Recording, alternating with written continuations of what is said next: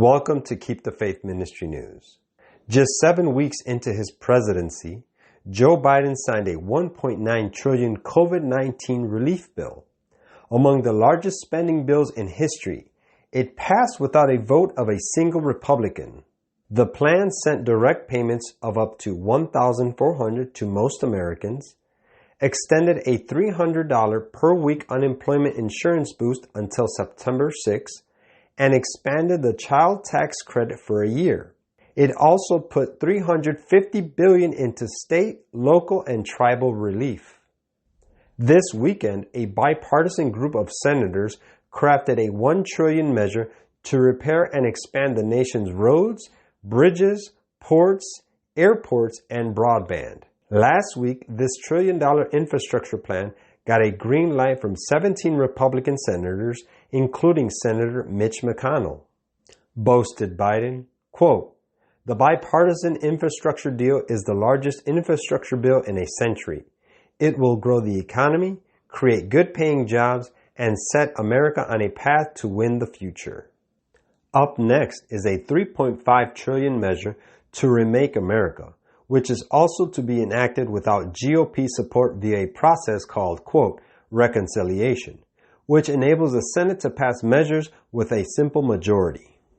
This $3.5 trillion measure would expand social and environmental programs, extend the reach of education and healthcare, tax the rich, and take on the challenge of the century, climate change.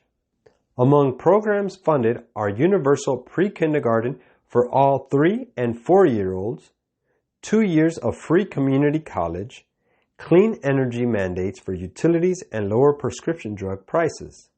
Medicare benefits would be expanded and amnesty extended to millions of illegal migrants.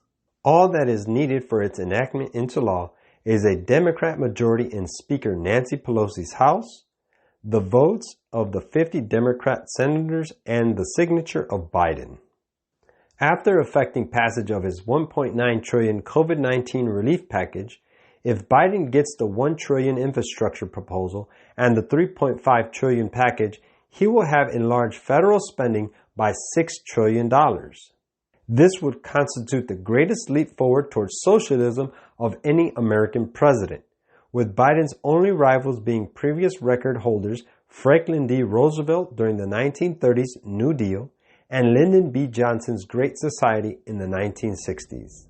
If Biden succeeds in getting it all, this would not only be a quantum leap toward European-style socialism, it would cross a divide for America, from which history teaches us there is no return.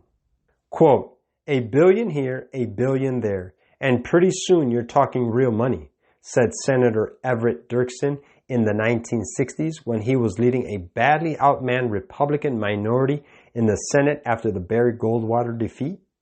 Today, we talk not about billions, but about trillions, and that $6 trillion in spending Biden is reaching for translate into more than $6,000 billion.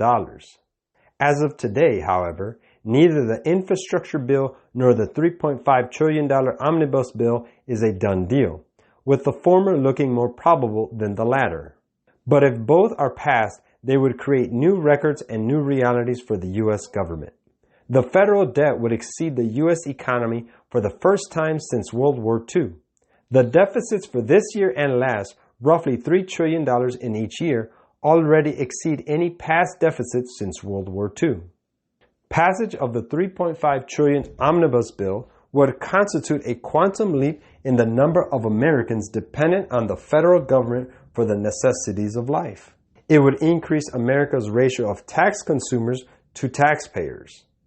It would be tantamount to an admission of belief that the real engine of economic growth in America, the truly indispensable provider upon whom an ever-expanding share of the population of the nation depend for food, rent, healthcare, education, and cash income, is the government of the United States, not the American free market system.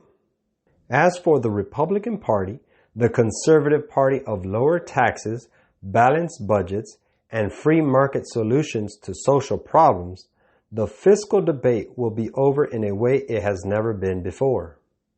Passage of that $3.5 trillion omnibus bill would represent the triumph of Great Society liberalism over Reaganite conservatism.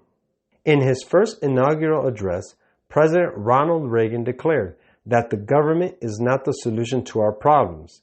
Government is the problem.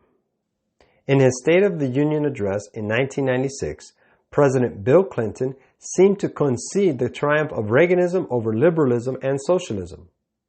Quote, "We know big government does not have all the answers. We know there's not a program for every problem.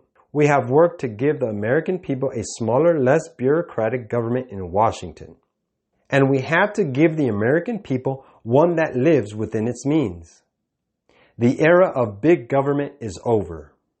In 2021, Biden and his party are saying Clinton was wrong to concede Reaganism its victory. When there is a big crisis in the country, FDR was right. Big government is the solution. If the terrain looks unfamiliar, that is because we are crossing a new continental divide. We are entering Senator Bernie Sanders and Representative Alexandria Ocasio-Cortez country. Quote, "But there are not many, even among educators and statesmen, who comprehend the causes that underlie the present state of society. Those who hold the reins of government are unable to solve the problem of poverty, pauperism, and increasing crime. They are struggling in vain to place business operations on a more secure basis." Ministry of Healing, page 183. This is Keep the Faith Ministry News. Thank you for watching.